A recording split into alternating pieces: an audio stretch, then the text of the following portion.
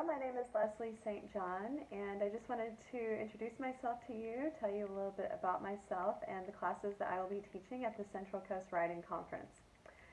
I'm originally from Little Rock, Arkansas, and I moved here to California in 2007. I'm an English teacher at Cal Poly as well as a yoga teacher here locally. I created something called Prose and Poses, which is a practice of yoga and writing to really help us get unstuck. It's all about helping us unshackle creativity, feel our bodies not as antagonists but allies, and to cultivate self-intimacy. The books that I've published are Poetry, Beauty Like a Rope, Art of Letting Go, which is a really beautiful collaboration between myself and a photographer, Annie Hawk. It's a photo poem. And finally, a collection of memoir essays by my students over the years called Unveiling Self. It's a collection of student memoirs. So the classes that I will be teaching at the Central Coast Writing Conference, I'm very excited about this year because they draw from poetry, yoga, and then also combining both yoga and writing.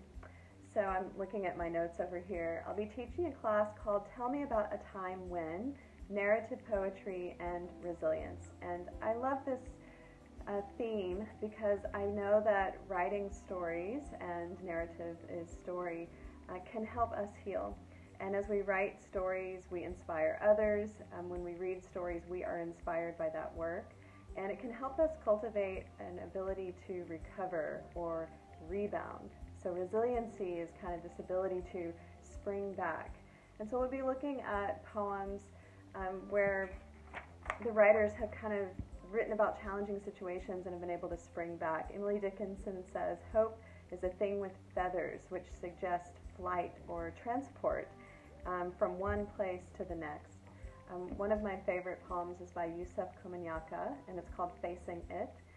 And it's about looking at the Vietnam War Memorial, and so it can be interpreted as the wall itself. But as you read the poem, you recognize that the speaker is facing so much more than that. It's facing his past, facing the faces of other soldiers that have passed away, his own guilt, maybe even himself.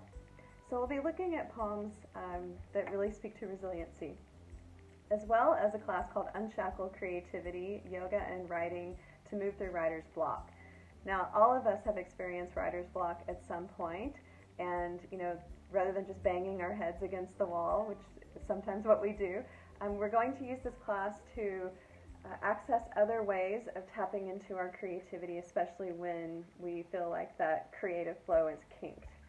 So we'll be doing some very simple movement exercises, somatic resourcing, as well as some exercises that explore juxtaposition. I'll bring in some objects and let us juxtapose those and see what new resonances might emerge, and then also some writing prompts that I give you.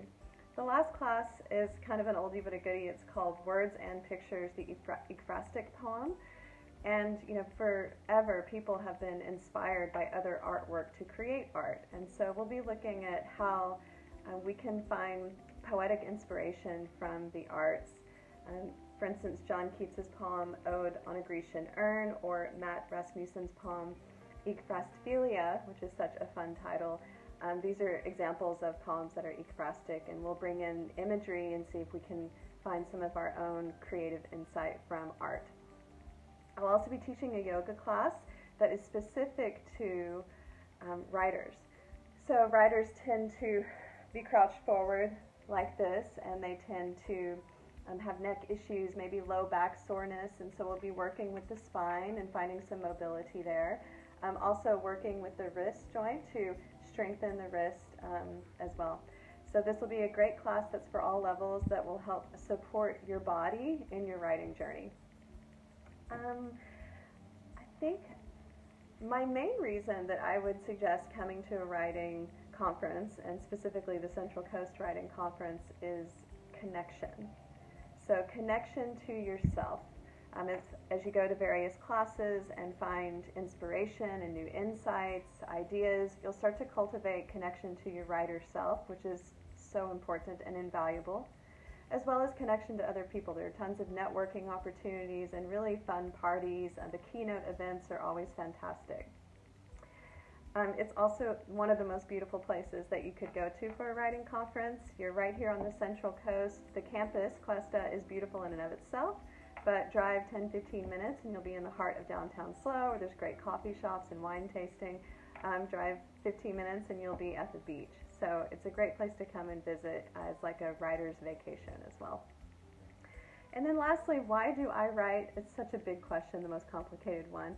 But the simplest answer, the way I can think about this, is I write to get from one place to the next. When I'm feeling stuck, writing helps me see what is true. It's a truth serum for me. It helps me understand how I feel about things. It helps me find new ways of looking at things and new perspectives.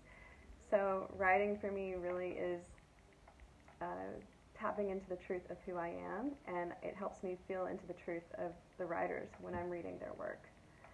So thank you for listening, and I hope I've answered some of your questions and whetted your appetite for some of our wonderful workshops, and I hope to see you in class. Thank you.